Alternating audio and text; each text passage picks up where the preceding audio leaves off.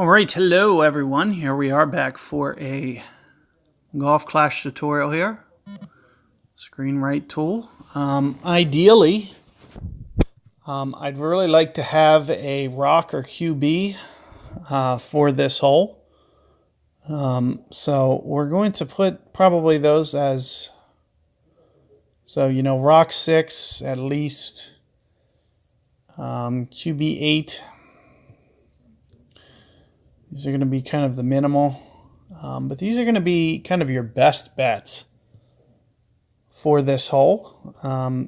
Similarly, next, we're going to need at least, I would say, a Pock 2 would be kind of the next best club for this hole. Alternatively here, Thor's Hammer 3, going to be very nice to have. And we'll have to put Extra Mile down here below. I could throw Big Topper in here as kind of above Extra Mile for this hole, but I really don't think you're going to be rolling Extra Mile in Tour 9. So I'm just going to leave that off altogether. Especially with the Greenwich Point holes, it doesn't make much sense to even have that. We're just going to pretty much leave that off. However, this is kind of the ideal way to play this. And one of the things that I really like about this hole is the island shot, if at all possible, to pull off. If I can get a somewhat straight or reasonable wind with rock or QB, this shot is not out of the question at all. In fact, if you need to see, I play it like this every tournament. So, you're always going to see me do this. It's very consistent. You try to get the second hop here, third hop, a little bit of rollout, and curl up around this way. So that's going to be what that shot looks like. And it's going to be kind of priority 1. You can't do it for every wind. So it is going to be, somewhat conditional. We're going to take a look at another shot here, which is going to be kind of at the base of this neck here. And we're going to put on a third shot right here. And these kind of are the best 3 ways, 1, 2, and 3, as to how to play this. We're not even going to kind of look at the left method because I just don't see enough value in it. It's a little bit too challenging. And just brings kind of an unnecessary risk to the hole. It's just very much more challenging to master going that way. So looking at these 3 shots,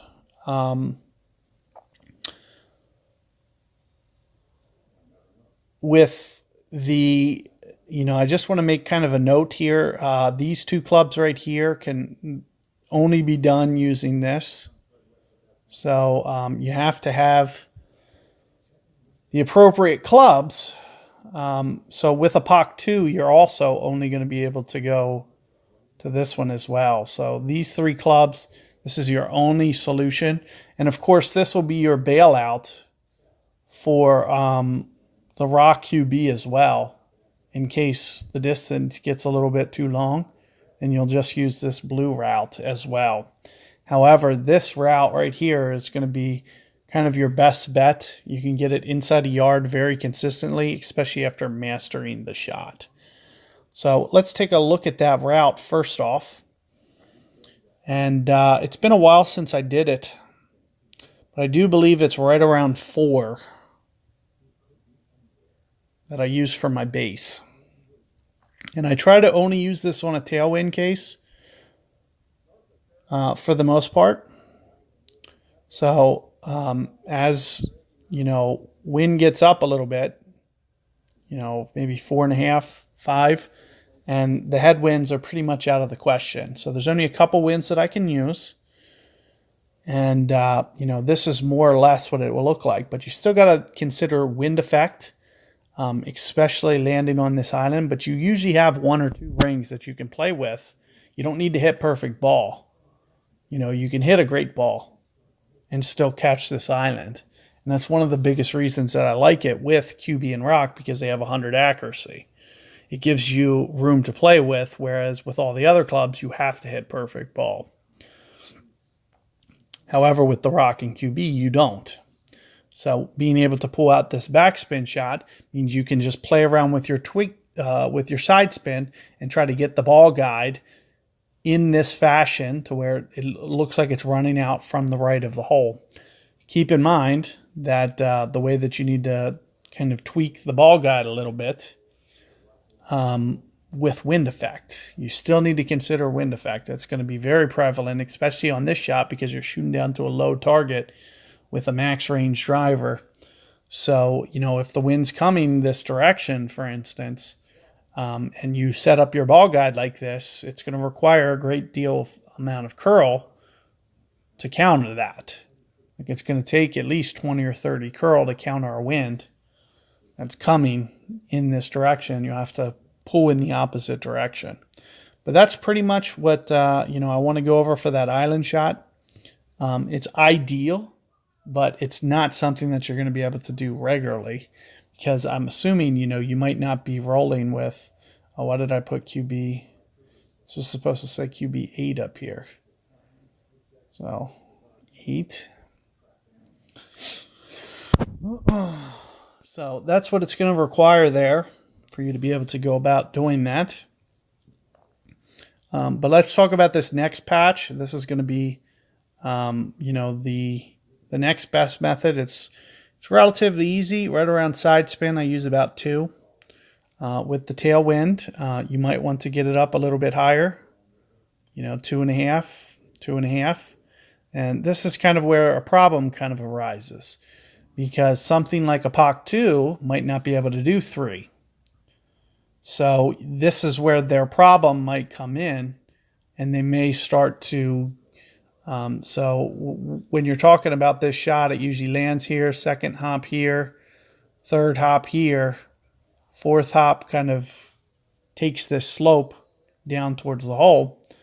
And with the APOC, you might get up a little bit too high, because you might not be able to stop it without changing this landing zone and landing even shorter, which sometimes starts to bring this rough into play. So you do got to be a little bit careful. But, this is more or less what I'll do. And maybe 1.25, more or less, into a straight headwind. Sometimes as low as a 1 for Tour 7. Just depends on how high that wind gets up.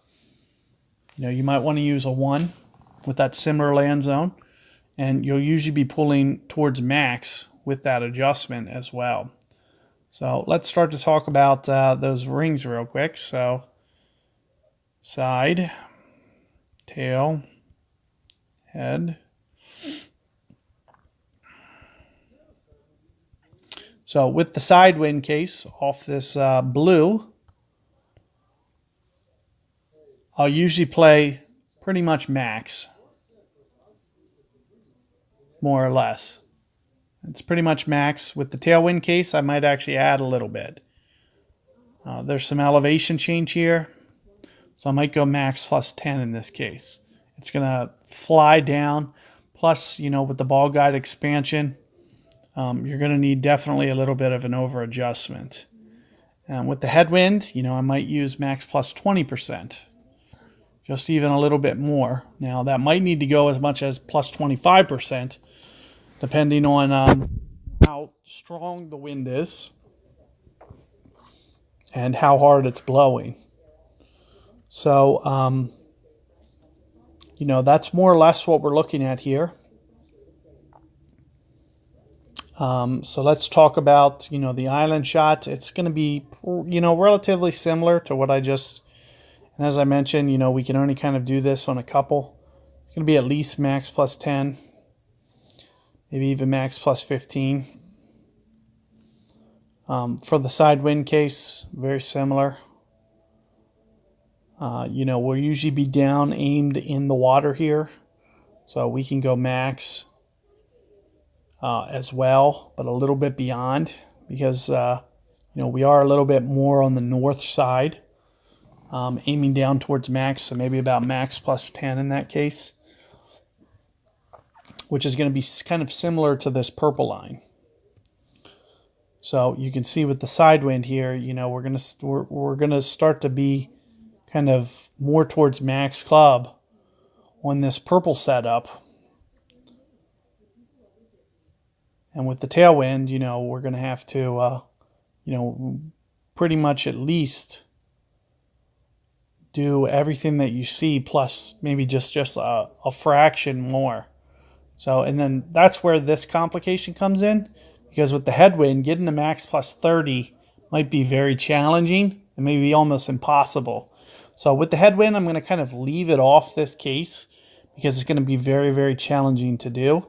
However, the biggest reason that I like this shot is because it gives you much more control. So with this side wind, I can go 4 backspin. With the tailwind, we're going to go 4.5.